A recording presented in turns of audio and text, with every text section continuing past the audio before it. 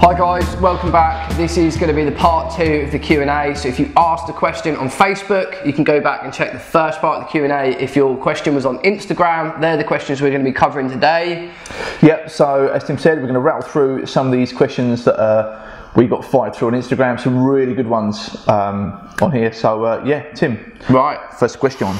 Airsoft Jack said, if you could do any type of training anywhere in the world, what would it be? Whether it was a plane hostage rescue training or any type. So, you know, rescuing a hostage from a jet or something. Yeah. For me, I would really love to do some kind of real steel orientated range day training.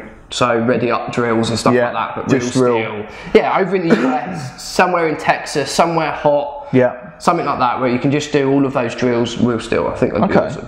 Simple, but yeah. I think that'd be cool. I think for me, I'd really love to. I don't know what it is. I'd love to do some rappel work. You know, so like when you're on the ropes coming down a building.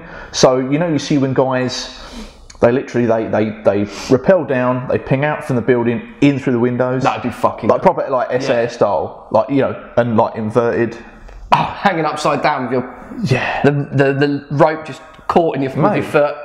Yeah, I don't know. I just think it'd be just to try and weapons manipulation as well as trying to work the ropes and stuff. I think there'd be a lot going on. It'd be good. That's awesome. So there you go. Yeah. Right, CJ Curtis, what is your view on combat-based medical training, both for real world and milsim? I say this because I've seen a few vids of guys in the US doing real steel training, and it looks a good way to test yourself, but also to learn something new. Yeah. Super into that. Definitely. It's something we have looked at.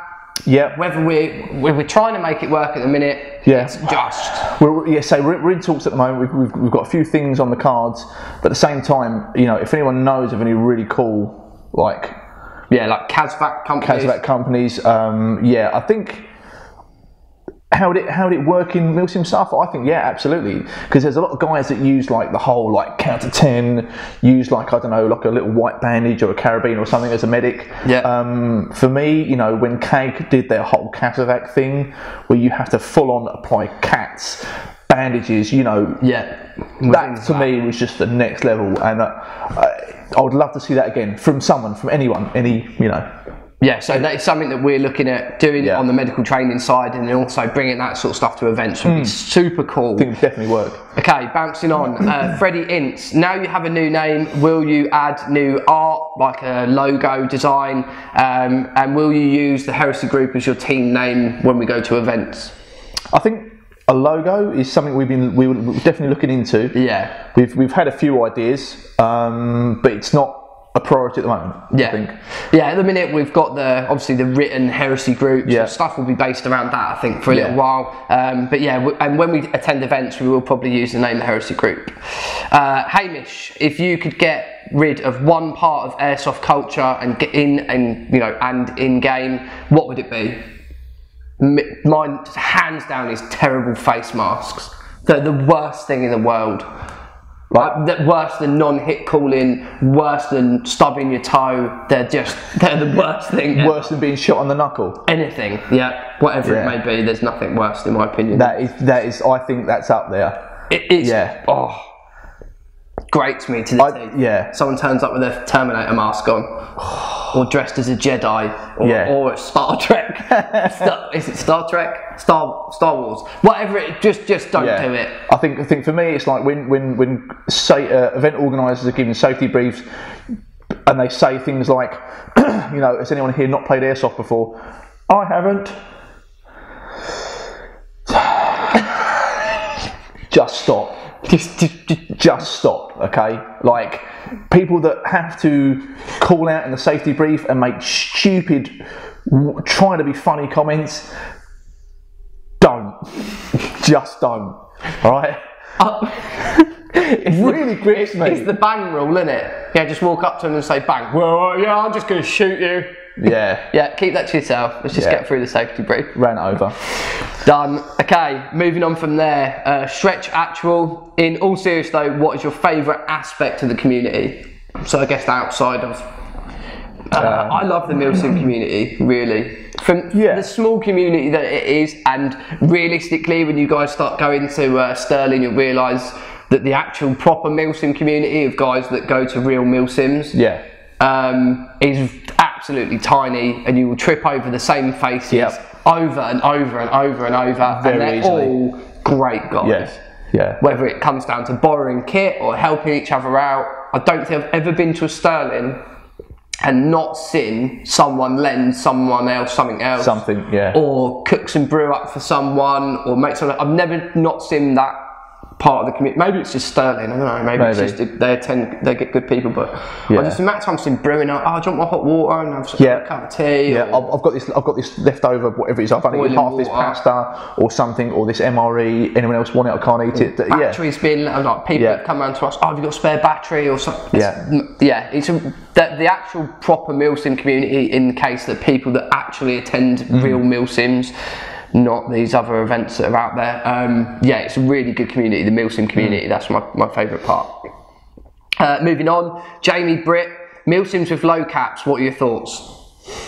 There shouldn't be any other way, really, if I'm honest. What, 30 rounders? I think that's what he's talking about. Okay. I think, anyone who attends a milsim, who is a milsimmer, they normally try and keep their rounds low anyway. So they don't go, I'll see if I can squeeze another 3 rounds in this 75 round mag. You'll go, that's about right. So I don't think anyone intentionally goes out to, stretch the rules to their limit. But I mean, it could be a thing. I think it would definitely stop this whole preemptive firing. For those guys that just lay loads of rounds down as they're pieing a corner, But that's another topic altogether. CAG done a 30 round limit, and I just found it really difficult, to be honest. It was, especially in open ground where it's really breezy and you're trying to get a few shots on target before you know. I mean, these aren't, if you're doing long engagements, then 30 rounds can be a little bit of a stretch. You're constantly changing mags, but if you're doing CQB, I think it's a really good way of practicing your reload drills, running 30 rounds, because you blitz through them like lightning. I think anything under 100 per, because TM mags are 80, there's a lot of 80, 82, 85 round mags that are out there, and I think they work pretty well. Okay, next question. Jim, 1991. What's the best tag launcher and why, and the best place to get tag rounds? I run a 320. So that's the side loading standalone, and I run it on a standalone as well. For me, that's really great because you don't have to have it attached to your rifle. So when you're not using your tag launcher, you're not carrying this great big weapon around. A ton of weight. So you can either stow it like I do in a Kydex holster, or it goes in your bag, whatever. It's a standalone. It's on its own thing. So for me, best one. Tag rounds, I tend to switch, depends whoever's got them in stock. They go out of stock soon. So either Airsoft World, RDX Tactical hooked me up with some tag rounds not so long ago. So either of those. Okay, right, moving on. Ben Scar, what's your preferred options for mouth and lower face protection? I'm currently wearing Sawflies, which are the big goggles, with a lower mesh mask, and I want to do away with it, but still want to keep my teeth. I don't know. I mean, the amount of times I've actually been shot in the face is super low, and I've played a hell of a lot of airsoft. Really? Actually, probably 5 times, 10 times I've been shot in the face. I've been hit in the teeth as well. I was with you at Longmore and got copped straight in the tooth. I don't know. I mean, it depends what sort of games you play. If you're in some real tight CQB like Tac House Spartan or something like that, where you can literally come around a corner and have a muzzle in your face, then I think in that case it's probably worth keeping your lower face prone, or a gum shield maybe. But for long events, it never worked for me. If you're doing a 24-hour, 48-hour event, you're in the woods, or even at like Copill or Stanton or something, you're just not practical. And even if you've got a mouth guard in, the comms then go out the window. I was just about to say that, and like you say, if you're doing a CQB only environment, I think, what, guys, just wear what you want. Lower face mask is fine. Like Tim said, gum shields are good. But I've been out on events, like Sterling milsim events, where people have had a gum shield in, and you're on the radio and you can't hear a word they're saying.